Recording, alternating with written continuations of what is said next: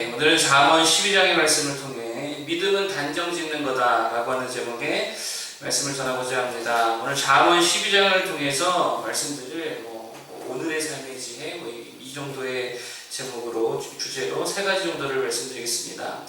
첫 번째로 너무 칭찬만 좋아하지 말아라 라고 하는 것입니다. 그게 1절이지요. 자, 12장 1절 한번 다 같이 보겠습니다. 시작. 훈계를 좋아하는 자는 지식을 좋아하거니와 징계를 싫어하는 자는 짐승과 같으리라.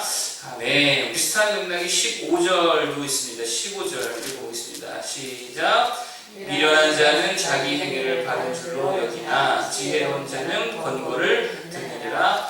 아멘. 1절에 보면 훈계, 징계, 원어를 찾아보니까 단어는 다른데 비슷한 의미입니다. 쉽게 말하면 책망 이런 거라고도 볼 수 있을 것 같습니다. 그런데 지혜로운 자는 이것을 좋아하되 싫어한대요. 좋아한대요. 책망 듣는 것을 좋아하더라라고 하는 것입니다. 미련한 자는 책망을 싫어하더라, 징계를 싫어하더라라고 하는 것이죠. 우리들 식으로 말하면 되게 멍청한 사람은 칭찬만 좋아하고요. 똑똑한 사람은요 지적질을 해도 새겨 듣더라라고 하는 것입니다.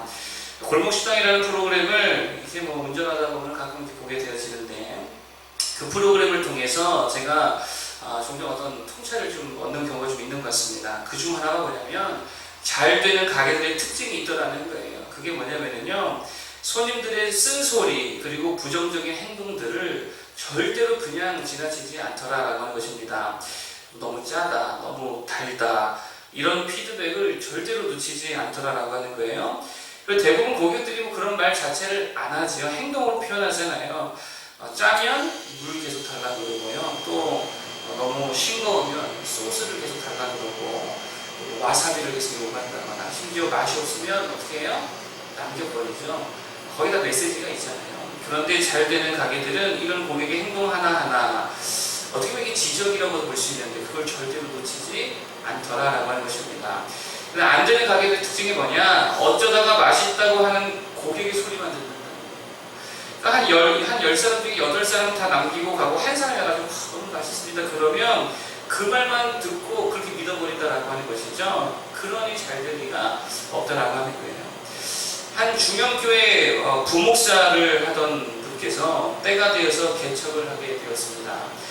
담임 목사님께 찾아가서 개척을 이제 하려고 합니다. 그랬더니 담임 목사님이 그러시냐고 어려운 결정을 하셨다고 교회에서 한 2년 동안은 생활비 정도 한 70만 원 정도를 지원해 줄 테니 열심히 교회를 세우시라고 이렇게 말씀하셨어요. 그러면서 어떻게 교회 자리는 어디다 얻을 거냐고 그랬습니다. 그러자 개척하신 부목사님께서 집에서 시작하시겠다고 그랬다는 거예요. 집에서 시작하겠다.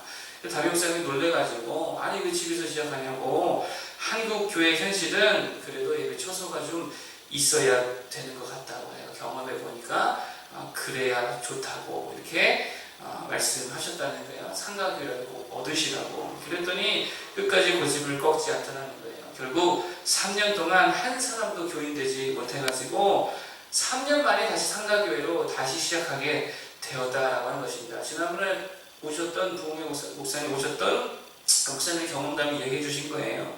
교훈과 징계와 책망을 싫어하더라라고 하는 거예요. 그러니 시간만 낭비하고 뭘 해도 안 되더라라고 하는 것입니다.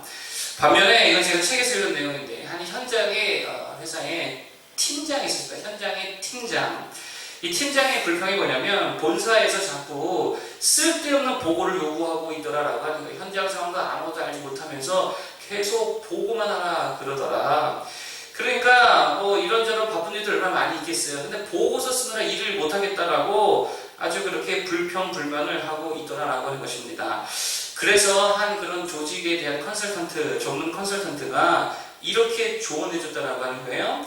본사에서 자꾸 보고를 요구하는 것은 당신이 그들이 원하는 정확한 이 현장에 대한 정보를 주지 못했기 때문입니다. 그렇기 때문에 더 정확하게 제대로 된 보고서를 작성해서 보내지 못한 당신 책임이 더 큰 것입니다.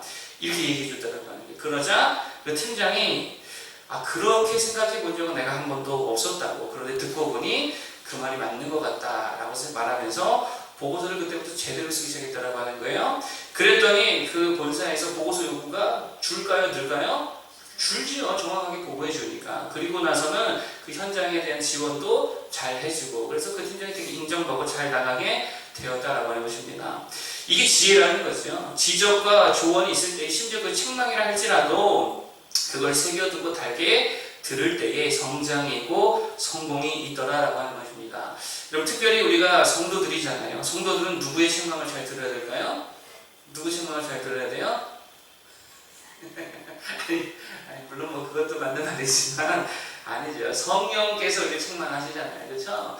성령의 책망이 있다라고 하는 거예요. 성령께서 무엇을 통해 책망하십니까? 양심을 통해 책망하시고 또 말씀을 통해서 책망하시잖아요. 또 설교를 통해서도 하시고요. 설교 듣고 이거 나한테 하는 말씀 아니야? 이런 생각이 들 때 어떻게 됩니까? 기분 나쁜 게 아니라 그걸 새겨 듣고 실천해서 행동과 삶의 방향을 바꾸는 자들이 되어야 되겠죠. 제가 일부러 뭐 적용해서 설교를 하겠습니다. 그냥 하다 보니까 이게 각자 상황에 맞게 되는 거겠죠. 그럴 때에 그렇게 자기가 하신 말씀으로 잘 새겨 듣고 내 삶의 모습들을 고쳐 나가게 된다면 정말 성장하고 또 영적으로 성공하고 정말 하나님의 큰 은혜와 축복을 받을 수 있게 될 줄 믿습니다. 세상 책망이든 성령의 책망이든 잘 들을 수 있는 모두가 되길 바라겠습니다. 그게 지혜라는 거예요. 자, 두 번째로 말씀드릴 오늘의 지혜 뭐냐? 여자라도 힘쓰기를 주저하지 말라라고 하는 것입니다. 4절인데 한번 볼까요? 자, 4절을 보겠습니다. 시작. 어진 여인은 그 지아리에 면류관이나 욕을 끼치는 여인은 그 지아리에 뼈가 썩음 같게 하느니라. 네, 여기 뭐 어진 여인이 나오죠. 이 어진 여인이 무슨 말입니까? 어질다 이런 표현 요즘에 잘 안 쓰잖아요. 어진 여인에서 원어를 찾아봤습니다. 근데 이게 생각이랑 좀 다르더라고요. 어질다, 어진 여인이다. 이 말의 원어적 의미는요, 힘세다라고 하는 말이에요. 힘센 여자다라고 하는 말이에요. 무슨 말입니까? 난 연약해서 못해, 난 여자라서 못해. 이게 아니라 그냥 팔을 걷어 붙이고 힘있게 일하는 여인을 말하는 거예요. 그런 여인이 지혜로운 여인이더라라고 하는 것입니다. 대표적인 예를 생각해봤습니다. 사사기의 드보라도 그런 여인 중에 한 사람이고, 드보라 이야기에 나오는 야엘이라고 하는 여인이 있잖아요. 기억나실 줄로 믿습니다. 이 여인이 한 일이 뭡니까? 시스라라고 하는 이스라엘의 원수 같은 자가 그 텐트 안에 숨어 들어왔을 때에 장자는 그 시스라의 관자에다가 말뚝을 박아버리죠. 그래가지고 죽여버립니다. 이게 시사하는 바가 뭐냐면 일단 이 야엘이라고 하는 여인이 평소에도 말뚝 박는 일을 했다는 게 안 했다는 거예요. 했다는 거죠. 말뚝 박는 뭐 쉬운 일이겠습니까? 그럼에도 불구하고 그 여인은요 그거를 잘 했다라고 하는 거예요. 이게 얼마나 힘이 드는 일이에요. 그럼에도 불구하고 팔을 걷어 붙이고 날마다 그렇게 자신의 맡겨진 일들을 열심히 감당하는 여인이었다라고 하는 거예요. 그러니 시스라의 머리를 한 방에 그냥 뚫어버리죠. 이게 지혜로운 여인이라는 거예요. 여러분 집에 못질 알고 있으면 어떻게 해야 됩니까? 남편이 올 때까지 하루 종일 기다릴 게 아니라 그냥 해버리는 거죠. 그 못질 뭐 아무것도 아니잖아요. 어떤 여인은 어디다가 뭐 보험회사 있는데 전화 한 통 하는 것도 못해가지고 남편이 올 때까지 기다리고 있다라는 거 아니겠습니까? 병이 막히면요 그 뚫어버려야죠. 그 순간에. 형광등은 나가면 어떻게 해야 됩니까? 우리 여인인데 갈아야지. 뭐 남편 올 때까지 기다려요. 갈아버려야지. 그런 태도가 이 지혜로운 태도라는 거예요. 여인뿐만 아니라 남자도 마찬가지라는 거죠. 매사에 두 팔 걷어 붙이고 일하는 태도가 있어야 된다는 거예요. 왜 여자가 형광등 갈 때까지 놔두냐라는 것입니다. 그걸 깜빡깜빡 버리고 남자가 먼저 갈아버려야죠. 그렇지 않습니까? 나 이럴 것 같으니까 알아서 가라. 이러면 안 되지요. 남자는 미리 갈아줘야죠. 아내가 밖에 나갔으면 알아서 어떻게 해야 돼요? 알아서 밥 차려 먹어야죠. 그렇지 않습니까? 그런 모습이 필요하다는 거예요. 올 때까지 기다리고 있는 모습은 아니라는 거죠. 저도 좀 그런 스타일이긴 한데, 그러니 계속 뭐 오라고 닥달하고 문자하고 아니라는 거예요. 가정에서뿐만 아니라 교회든 직장이든 마찬가지입니다. 일이 보이면 그냥 해버리라라고 하는 것입니다.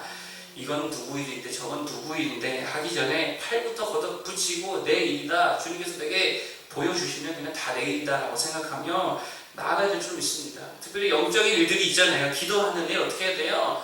그 미룰 게 아니라는 거예요. 그냥 나와서 기도하고, 전도하는 일도 마찬가지입니다. 하나님 앞에 그냥 두 팔 걷어붙이고 그냥 나가가지고 전도하고요.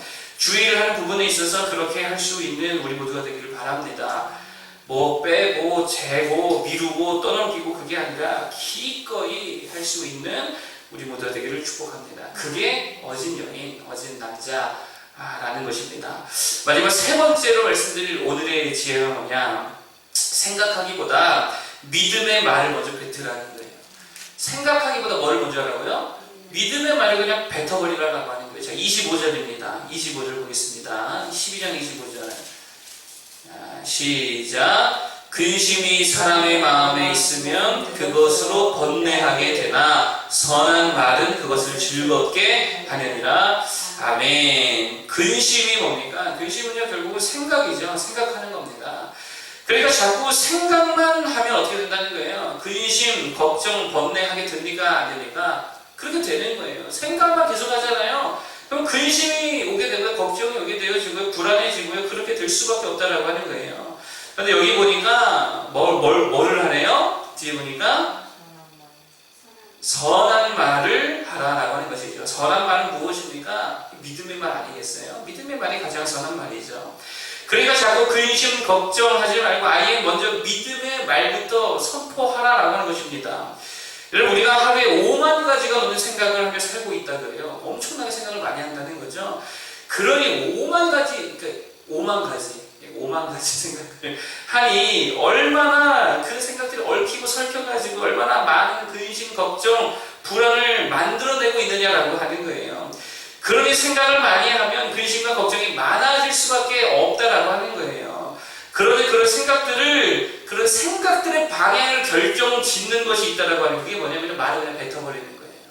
말을 뱉어놓으면요 생각이요 그 말을 따라가게 되어 있다는 것입니다. 그 말이 내 모든 생각과 행동을 주도하고 결정하게 되어 있다는 거예요. 그래서요, 그 책에서 말하는 게 단정적으로 말하래요. 항상 자기에게 말하기를 단정적으로 말하래요. 이런 거죠. 하나님이 나와 함께 하실 거야가 아니라 하나님이 나와 반드시 함께 하고 있어. 단정적으로 말하라는 거예요. 이렇게 선포하라는 거예요. 내가 이걸 할 수 있을까? 이렇게 생각하는 게 아니고요. 난 반드시 이걸 할 거야. 오늘 이 일을 할 거야. 단정 지어버리라는 거예요. 시간이 나면 오늘 나가 전도해야지. 이러면은 못 나간다는 거예요. 오늘 무슨 일이 있어도 전도할 거야. 이렇게 단정 지어버리라고 하는 거예요. 나는 의지가 있어. 나는 믿음이 있어. 나는 사랑이 있어. 나는 용서할 수 있는 넓은 마음이 있어. 그렇게 단정 지으며 믿음으로 말하고 나아갈 때에 우리의 생각도 행동도 이 말에 다 이끌려가더라라고 하는 것입니다. 여러분, 믿음으로 선포하기를 바랍니다. 우리가 아침 일찍 첫 시간 하나님께 드리잖아요. 이 시간이 무슨 시간입니까? 시작부터 근심하고 시작하는 시간이 아니고 믿음으로 하나님께 맡겨버리며 선포하며 나가는 시간이라는 거예요. 오늘 하루를 다 주님께 맡겨버리기를 바랍니다. 믿음으로 선포하시기를 바랍니다. 그러면 오늘 하루의 생각과 모든 말과 행동을 믿음으로 선포한 대로 성령께서 우리를 인도해 줄 줄로 믿습니다. 그게 진짜 지혜로운 모습이라는 거예요.